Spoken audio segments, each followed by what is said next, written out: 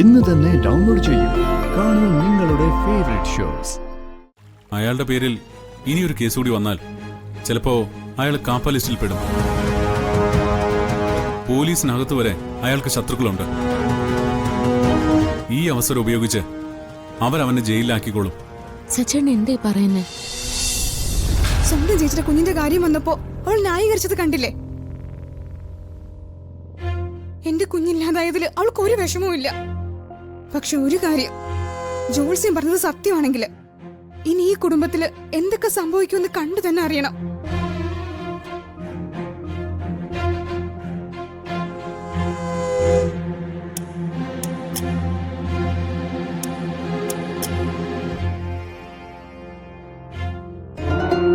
പുര കത്തുന്നതിനിടയ്ക്ക് വാഴ വെട്ടാനുള്ള ചേച്ചിയുടെ തന്ത്രം കൊള്ളാം.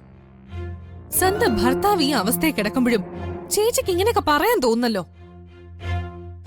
ഇതിലൊരു തന്ത്രവും ഇല്ല. ജോത്സ്യം പറഞ്ഞത് ഞാൻ ആവർത്തിച്ചു, അത്രേ ഉള്ളൂ.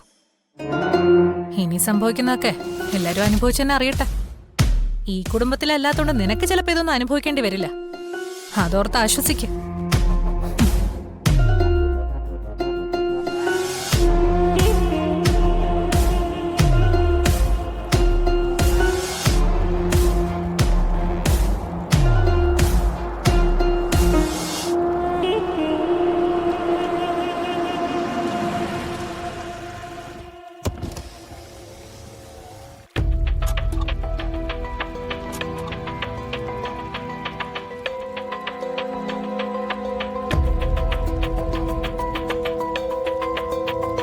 ഇനിയിപ്പോ എന്ത് ചെയ്യും സച്ചേട്ടാ? ആ വക്കീൽ പറയുന്ന വെച്ച് നോക്കുമ്പോ ഒരു കോംപ്രമൈസിനുള്ള സാധ്യത കുറവാ. അതെ, മുറിവേറ്റൊരു കാട്ടുമൃഗത്തെ പോലെയാ ഇപ്പൊ മധുവിന്റെ അവസ്ഥ.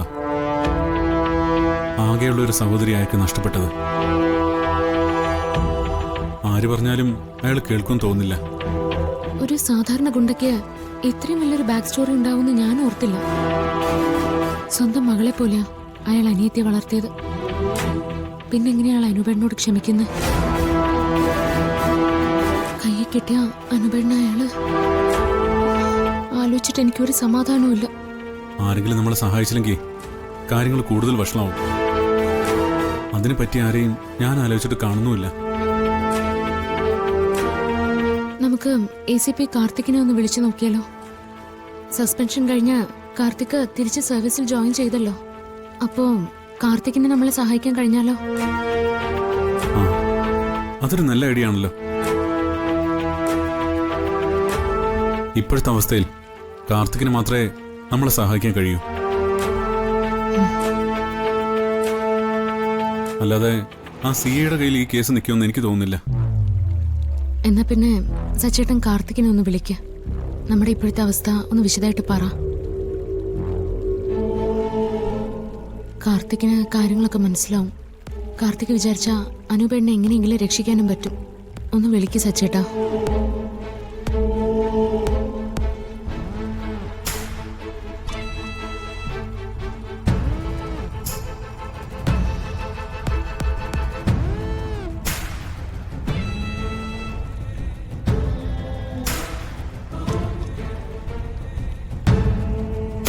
എന്താ? റേഞ്ച് കുറവാണെന്ന് തോന്നുന്നു.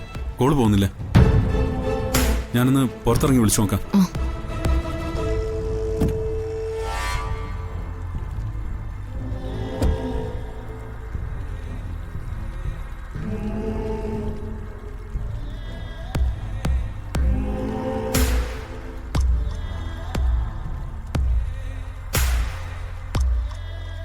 സച്ചി, എന്തൊക്കെയുണ്ട് വിശേഷങ്ങള്?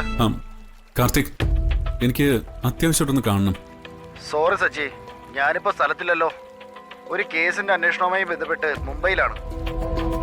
ഞങ്ങളൊരു വലിയ പ്രശ്നത്തിലാണ് കാർത്തിക്. കാർത്തിക് ഞങ്ങളെ ഒന്ന് ഹെൽപ്പ് ചെയ്തേ പറ്റൂ. കാര്യങ്ങളൊക്കെ ഞാൻ അറിഞ്ഞു. ആ ചെങ്കൽ മധു നമ്മൾ ഉദ്ദേശിക്കുന്ന ഒരാളെ അല്ല. എന്തിനും മടിക്കാത്തവനാ. സച്ചി പറയ്, ഞാൻ എന്താ ചെയ്യേണ്ടത്?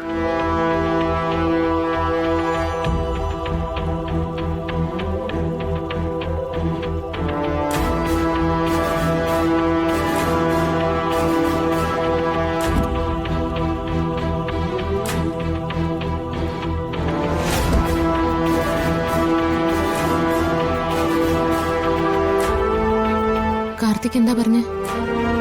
ഒരു പ്രശ്നമുണ്ട്. എന്താ? കാർത്തിക് നമ്മളെ സഹായിക്കില്ലേ? അതല്ല, ഒരു കേസിന്റെ അന്വേഷണവുമായി ബന്ധപ്പെട്ട് കാർത്തിക് ഇപ്പൊ മുംബൈയിലാ. അയാൾ വരാൻ കുറച്ച് ദിവസം കൂടി കഴിയും.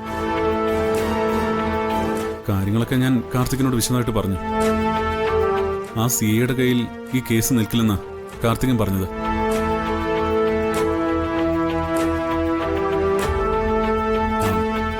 എന്ന് കരുതി താൻ വിഷമിക്കണ്ട. കാർത്തിക് മറ്റൊരു വഴി പറഞ്ഞു തന്നിട്ടുണ്ട്. നമുക്കുടനെ സിറ്റി പോലീസ് കമ്മീഷണറെ പോയി കാണണം.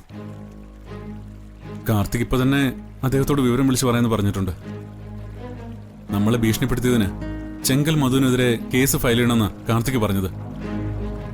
അത് വേണോ സച്ചേട്ടാ? കാര്യങ്ങളെ കൂടുതൽ വഷളാവില്ലേ?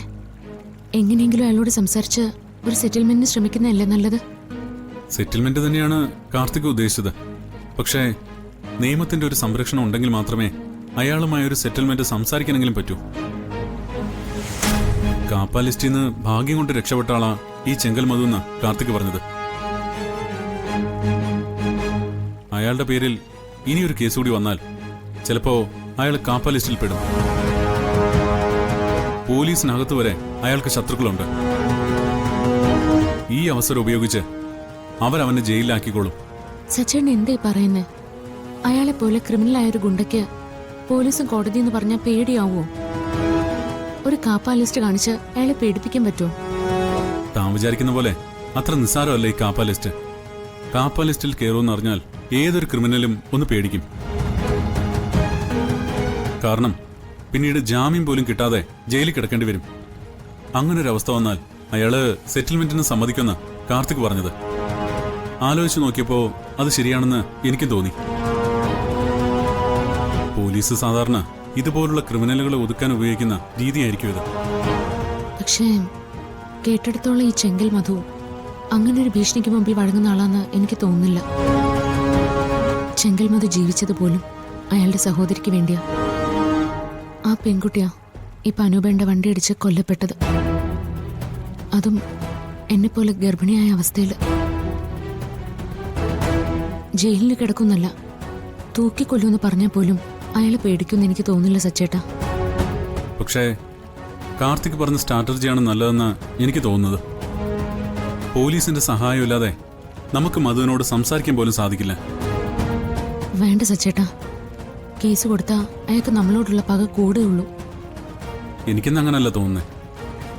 കേസ് കൊടുത്താ അയാളുമായി സംസാരിക്കാനുള്ള ഒരു വഴി തുറന്നു കിട്ടും.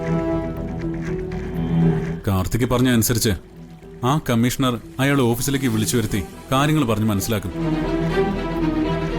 അനൂപേട്ടനെ ഉപദ്രവിക്കില്ലെന്ന് അയാൾ ഉറപ്പ് തന്നാൽ നമുക്ക് കേസ് പിൻവലിക്കാം. ഇതൊക്കെ നടക്കുമോ സച്ചേട്ടാ? നടക്കും. കാർത്തിക് ഇപ്പോ കമ്മീഷണറോട് കാര്യം വിളിച്ച് പറഞ്ഞു കാണും. നമുക്ക് ഇപ്പൊ തന്നെ പോയാലോ?